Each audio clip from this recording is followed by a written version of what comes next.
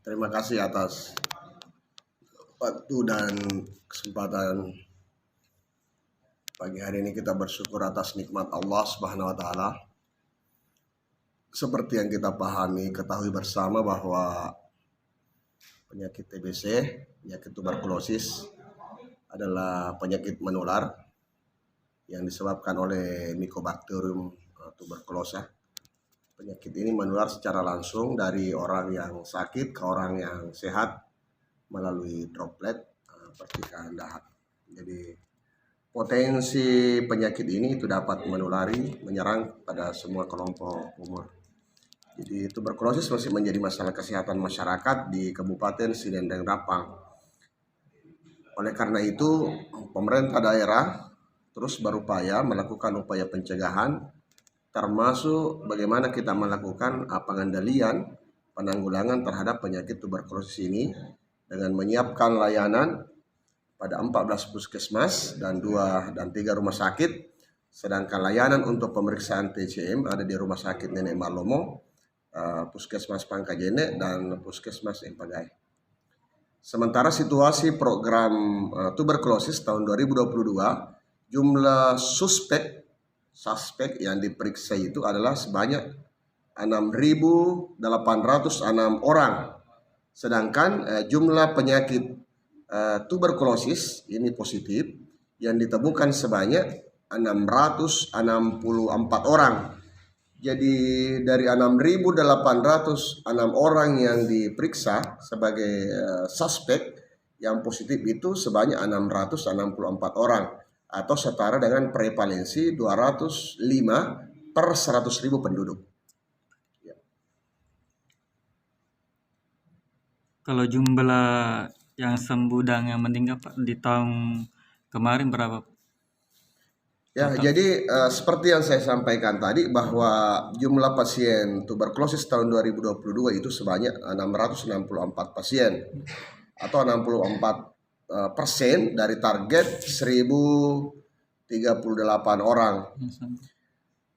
Dari 664 pasien yang ditemukan itu kita bersyukur bahwa yang sembuh 355, sedangkan sebagian lagi itu masih lanjut, sebagian itu masih lanjut pengobatan.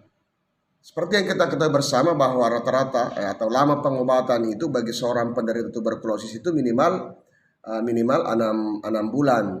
Jadi total tahun 2021 pasien sebanyak 431, sementara yang sembuh pada angka 86,3% atau ekuivalen setara dengan 372 kasus. Ya. Kalau upaya Bapak dalam menekan pengidap TBC di tahun 2023 ini apa Pak? Ya, jadi saya kira upaya pencegahan itu dan penanggulangan ini, langkah preventif yang kita lakukan itu, saya kira seperti yang kita pahami bersama bahwa pencegahan adalah hal utama yang harus kita lakukan. Kita usahakan bagaimana ini kita tidak terserang, kita tidak mengalami penyakit menular ini, penyakit tuberkulosis ini. Yang terpenting adalah bagaimana kita menjaga gizi seimbang, kita menjaga pola istirahat yang cukup, kita lakukan konsumsi gizi seimbang tadi itu. Kemudian saya kira juga kita perlu memiliki rumah sehat yang memenuhi standar kesehatan, terutama aspek ventilasinya dan kamarisasinya. Sementara orang-orang yang ada dalam rumahnya ada tuberkulosis, ada penyakit tuberkulosis, hindari dulu kontak, diulangi interaksi, batasi interaksi, lalu kemudian perlu pembatasan di kamar sampai kemudian dinyatakan bahwa kita ini sudah mengkonsumsi obat sampai sembuh. Saya kira ini penting, termasuk bagaimana kita menerapkan etika batuk. Ya, kita menerapkan etika batuk, kemudian kita tidak boleh membuang sembarang dahak kita, tetapi dahak kita disiapkan pada pot khusus, lalu kemudian kita buang pada tempat yang aman. Ini semua adalah upaya-upaya langkah preventif yang penting kita lakukan. Nah, dari sisi secara spesifik juga perlu kita lakukan screening atau deteksi dini kasus itu lebih awal. Kalau kita berbicara tentang screening, maka itu terbagi dua. Ada screening pasif dan ada screening aktif. Screening aktif itu kita harapkan kadar kesehatan, kadar yang terlatih itu menemukan tenaga kesehatan lebih-lebih. Dia menemukan. Jadi demikian juga dilakukan pemeriksaan massal misalnya, itu harapkan kita lakukan screening secara aktif. Kita kejar kasusnya. Kita cari potensi-potensi orang yang tertular tuberkulosis. Nah, kalau kemudian ini kita jalan, ya screening aktif, ya otomatis screening pasif juga jalan.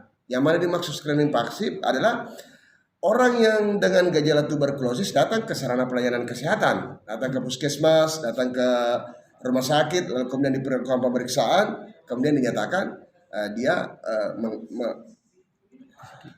terdiagnosis penyakit tuberkulosis. Jadi sekali lagi inilah screening, kedua-duanya harus kita aktifkan, baik screening aktif maupun screening pasif. Karena kunci daripada penanggulangan, pencegahan dan penanggulangan tuberkulosis ini adalah bagaimana kita lakukan deteksi dini. Semakin cepat kita temukan, maka semakin cepat kita obati. Sehingga angka penularannya itu bisa kita tekan. Ya. Jadi sekali lagi kuncinya adalah deteksi dini, penemuan sedini mungkin. Orang-orang yang pernah terkontaminasi, orang-orang yang ini harus dilakukan pemeriksaan seruma, orang-orang yang pernah kontak, sehingga ini kita kejar ini untuk menahan tingkat penularannya. Ya. Jadi itu tadi yang Pak Adi, programnya Pak Adi di tahun ini. Ya, itu adalah pokoknya program itu terus kita lakukan, program preventif ya. Kita lakukan usaha-usaha pencegahan, dan perlu juga kita pikirkan ini ke depan, bagaimana setiap desa itu ada namanya pos TB. Ya. Nah, itu kita kembangkan. Jadi kalau ini kita lakukan, maka itu akan kita bisa maksimalkan upaya penurunan angka tuberkulosis. Karena itu tadi kuncinya. Kita temukan sedini mungkin dengan adanya pos-pos TB di desa itu. Saya kira ini suatu inovasi, kreativitas yang perlu kita kembangkan, sehingga itu saja yang dikumpulkan itu orang-orang yang punya gejala tuberkulosis, lalu kemudian kita ambil dahannya. Tentu kan mereka kadar sudah dilatih, ya kadar bisa kumpul di situ, lalu kemudian itu kita bawa itu ke puskesmas untuk dilakukan pemeriksaan lebih lanjut. Nah, saya kira itu juga salah satu hal yang perlu kita lakukan. Dan yang terus kita lakukan ini adalah edukasi secara terus-menerus. Kita ajak masyarakat, termasuk perilaku rokok. Termasuk perilaku rokok ini saya kira ya rokok juga ini kan perlu terus dilakukan edukasi agar masyarakat kita memiliki perilaku yang sehat. Terakhir Pak, apa harapan Bapak ke depannya di tahun 2023 ini? Ya, saya kira harapan ini yang pertama untuk masyarakat, tentu semuanya harus terlibat mendukung upaya-upaya kita ini untuk mewujudkan masyarakat yang sehat, masyarakat yang mandiri.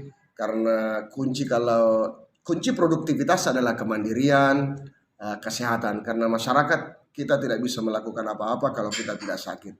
Oleh karena itu seluruh upaya-upaya pencegahan dari penyakit menular ini, tuberkulosis ini kita lakukan. Itu harapan saya yang pertama. Jadi masyarakat konsumsi gizi sehat seimbang, berolahraga, kemudian istirahat yang cukup, kemudian sinar matahari yang cukup, kemudian kelola stres, hidup bahagia, itu semuanya harus masyarakat harus lakukan.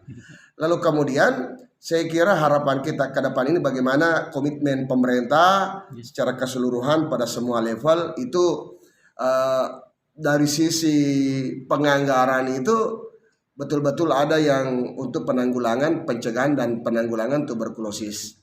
Termasuk tadi itu pos desa untuk tuberkulosis, itu harapan kami ke depan. Saya kira sudah ada peraturan presiden terkait dengan penanggulangan tuberkulosis.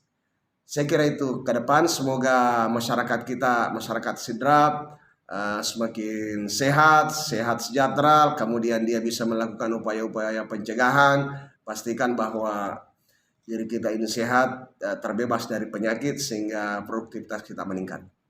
Ya.